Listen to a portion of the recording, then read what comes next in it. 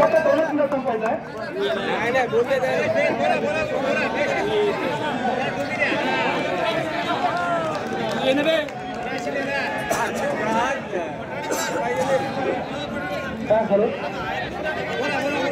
Sir भरोसे की तमन्ना अब हमारे दिल में है, सर भरोसे की तमन्ना अब हमारे दिल में है. याने किती खोटं बोलू द्या, कारण हे इतकं खोटं बोलतात, यांचा गुरुच खोटं बोलणार आहे. तुम्हाला सांगतो, स्वर्गामध्ये एक माणूस गेला होता, नरकामध्ये गेला होता. तिथे काही घड्याळ होत्या, त्याला विचारलं हे काय आहे. ते म्हणजे इथं जर एखादा माणूस खाली जर खोटं बोलत असला तर हा घड्याळ हळूहळू फिरतो. तो पुढे पुढे चालत गेला, घड्याळ हळूहळू फिरत होता. पुढे पुढे गेला, घड्याळ हळूहळू फिरत होता. पुढे माणूस म्हणला बाबा हे पंखा बंद करा. ते म्हणे अरे पंखा नाही, हे घड्याळ आहे. निश्चितच काय फिरायलाय म्हणे हा भारताचा सगळ्यात मोठ्या नेत्याचं भाषण चालू आहे. अरे मित्र, याला किती खोटं बोलू द्या, आमचे शेतकरी बांधव यांना फसतील. कर्मचारीने लक्षात घ्या. मित्र, आमचे अर्थमंत्री काय म्हणतात, एकदा म्हणतात देऊ शकत नाही, एकदा म्हणतात आमचा धर्म घे. अरे मग काय मुहूर्त काढायला का तुम्ही? लक्षात घ्या मित्र, हे हल्ल्यासारखं करतात. मागचे अर्थमंत्री तसंच करू लागले, हे तसंच आहे. मागं नवरा बायकोकडे पाहुणा आला, त्याला वाटलं कवा जात आहे. नवरा म्हणे एक काम कर, मी हल्ल्यासारखं करतो, तू रडल्यासारखं कर. पाहुणाला विचार होता, पाहुणा यायला त्याला हाणाहाणी चालू केली. पाहुणा बाहेर गेला, ते म्हणजे बरं झालं 7:30 गेली. पाहुणा पुन्हा आला, म्हणजे कस काय, म्हणजे तुम्ही हाणल्यासारखं, यायला रडल्यासारखं, मी गेल्यासारखं. आम्ही सुद्धा गेल्यासारखं नाही, आम्ही आता जाणार नाही मित्र. आम्ही पंजाबच्या शेतकऱ्याचा आम्ही आदर्श घेणार आहे. इथं खरवा साहेबांच्या दवाखान्यामध्ये शेजारी साहेब म्हणले सर तुम्ही जर मोठ्यानं बोलले तुम्ही कायमचे मुख्य असाल. मी सांगितलं सर पेन्शनसाठी मी मेलो तरी चालेल, मी बोलणार. आमच्या बाबासाहेबांनी आम्हाला संविधानाने राज्याकडे हक्क दिलाय, आम्ही बोलणार, आम्ही घाबरणार नाही. आणि कोणाच्या बापाची हिंमत नाही आमचा आवाज दाबण्याची. आणि म्हणून मित्र काय होऊ द्या, एकच मिशन, एकच मिशन. दुसरी गोष्ट मी अशी सांगतो की आमचे आता व्हीडी सर, कावरके सर, नागरगोजे सर, तुमच्या खरं तुमच्या पाया पडतो, आम्ही अभिनंदन करतो, आभार मानतो. पण आपले बरेचसे नेते, कावरके सर आपले काही लोक रसा टाकून आहेत. इकडून एक कावरके सर, आमच्या 5 वर्षाचे कोणत्याचे शाळा येऊ नका, एवढे कावळा असं येऊ नका, काही बोल नाही, आम्ही लढतो. आपल्या गवतीच्या कोणत्या सुद्धा काल अर्ज दिला, आज शाळेवर गेले. अतिशय लाजवाणी गोष्ट आहे. माझ्या केंद्रातला एक भरतीशाळा शिक्षक शाळेवर गेला, त्याला म्हणा अरे तू पुढे लोकांच्या कामाला होता, संघटनेमुळे तू शिक्षक झाला आणि आज तू पुढे शाळेवर गेला. लक्षात घ्या मित्र, आणि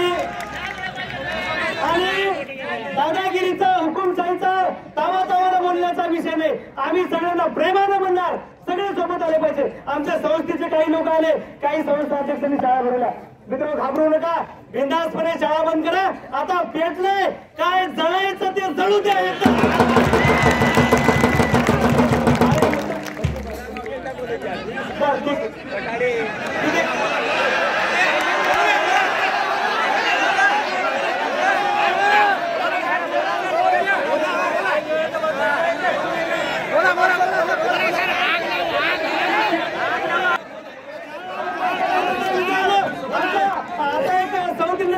पिक्चर आला होता पुष्पा, तरुणा मैं झुकूंगा नहीं साला, आम्ही म्हणतो मैं झुकूंगा नहीं, मैं रुकूंगा नहीं आणि भिकूंगा तर गवत नाही.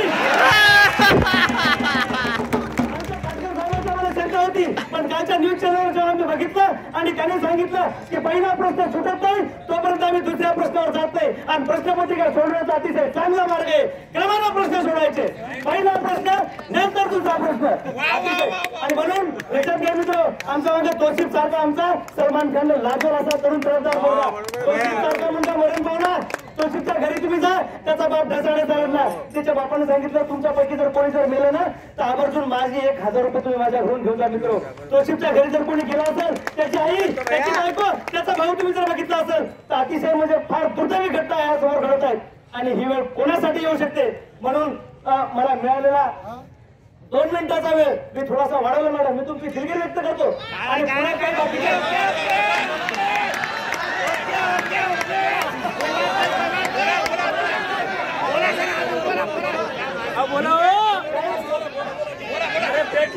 ठीक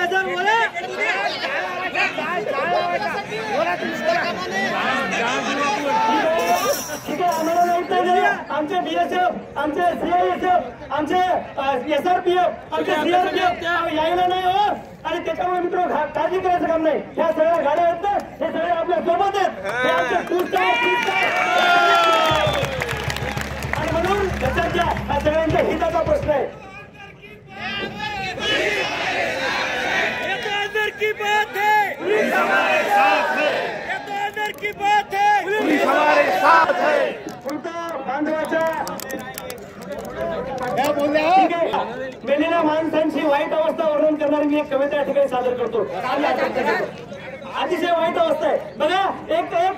एक बॉर्डरवरचा माणूस युद्ध करता करता मेला, त्याला पेन्शन नाही, घरी तो येणार. दिवाळीचे दिवस आहेत, कल्पना करा, दिवाळी जवळ आलेली आहे, त्याची डेड बॉडी घरी येणार आहे. घरच्यांची अवकळा काय बघा. चारों तरफ उजाला फिर भी अंधेरी रात थी, जब वो हुआ शहीद उन दिनों की बात थी. आंगन में बैठा बैठा माँ से पूछे बार बार, दीपावली पे क्यों ना आए पापा अब की बार, दीपावली पे क्यों ना आए पापा अब की बार. काय उत्तर द्यायचं त्यानं? त्यानं विचारलं, दिवाळी आहे माँ, क्यों ना तूने आज ये बिंदिया लगाई है, दोनों हाथ खाली न मेहंदी रचाई है, बिछिया बिना में पाऊए बिखरे से बाल है, लगती थी कितनी प्यारी अब ये कैसा हाल है, कुमकुम के बिना सुना लगता है सिंगार, दीपावली पे क्यों ना आए पापा अब की बार, दीपावली पे क्यों ना आए पापा अब की बार. 2 दिन हुए हैं तूने कहानी न सुनाई, हर बार की तरह न तूने खीर बनाई, ऐसा क्या हुआ कि बताने से है इनकार, दीपावली पे क्यों ना आए पापा अब की बार. लक्षात घ्या मित्र, अतिशय वाईट अवस्था अशी होऊ शकते, गुन्ह्याची होऊ शकते. आणि म्हणून पुढचे कडवे मी थोडेसे थांबवतो. माझा गळा थोडा आवाज येत नाही. आणि पुन्हा एकदा तुमची मॅडम खरं मी वापी लागतो आणि जास्त वेळ घेतला.